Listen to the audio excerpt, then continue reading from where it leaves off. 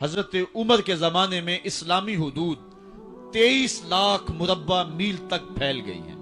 मावराउ नहर का इलाका भी फतह हो गया, उधर आर्मीनिया तक पहुंचे। ये थोड़े से अरसे के अंदर अजीमतों की कैसी दास्तान रकम की।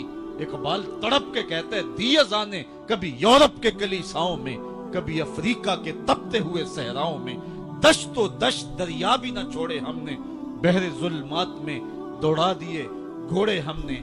हुक्मरान तो वो थे लोगों की दहलीज पे अमन देने वाले, लोगों की चौखट पे जो है वो नूर बांटने वाले। हजरत उमर दिन को तख्ते हुकूमत पे बैठते थे और उनका तख्त वो सोने जबरजद का नहीं था, मस्जिद नबवी की चटाई थी और सारा दिन वहां बैठ के लोगों की बातें सुनते। और जब रात के अंधेरे गहरे होते, उमर भेस बदल के मदीने की गलियों का गश्त करते। कहा, तुम्हारे घर से धुआं निकल रहा है और बच्चे रो रहे हैं, उनको खाना क्यों नहीं देती? कहने लगी, उमर की जान को रो रही।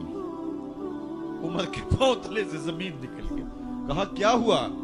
कहा, 3 दिन से हमारे यहाँ खाने के लिए कुछ नहीं है। रोजाना बच्चे रोते हैं और मैं हंडिया के अंदर पत्थर डाल करके नीचे से आग डालती रहती हूँ कि बच्चे इंतजार कर करके सो जाएंगे। कम वक्त सो भी नहीं रहे और वो पत्थर पकेंगे भी क्या, और मैं उमर की जान को रो रही हूँ। हजरत उमर का कलेजा दहलने लगा।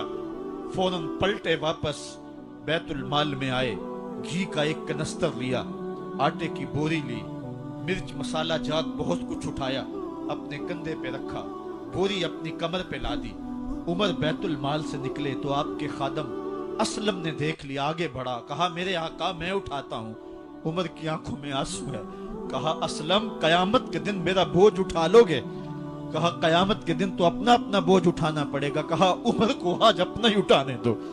हजरत उमर वो घी का कनस्तर और वो आटे की बोरी सर पे उठाए हैं और उस खातून के घर जाते हैं और दस्तक देते हैं। वो जब देखती है उसकी जान में जान आ जाती है। कहा, जल्दी जल्दी आटा गूंदो, और उमर सब्जी काटने लग जाते हैं। हजरत उमर रदी अल्लाह ताला अन्हो सब्जी तैयार कर देते, उधर आटा गूंद जाता है और फिर ऊपर चूल्हा रखा जाता है, चूल्हे के अंदर आग रखी जाती है, वो खाना पकाने लगती है, आग बुझती है। तारीख ने लिखा है, आग बुझने लगती है, उमर झुक करके फूंके मारता है।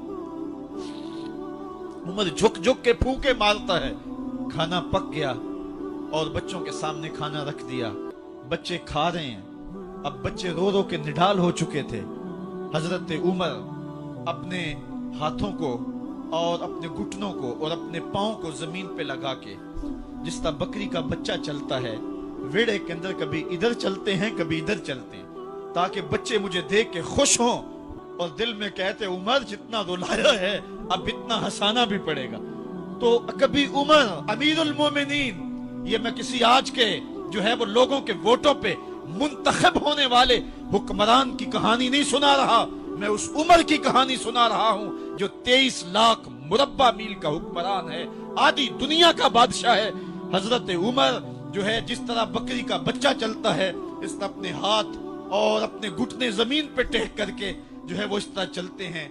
बच्चे उमर को देख के मुस्कुराते हैं। जब बच्चे मुस्कुराने लगे तो हजरत उमर ने उस खातून से कहा, बुढ़िया उमर को माफ कर दे। उसने कहा, तू इतनी हमदर्दी क्यों करता है?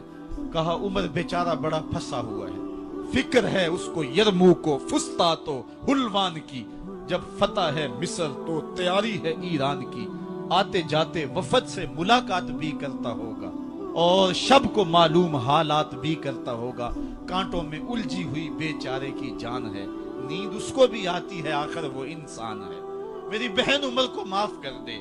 उसने कहा, नाना उमर की बात मेरे सामने न कर, कयामत का दिन होगा, उमर का गिरेबान होगा और मेरा हाथ होगा।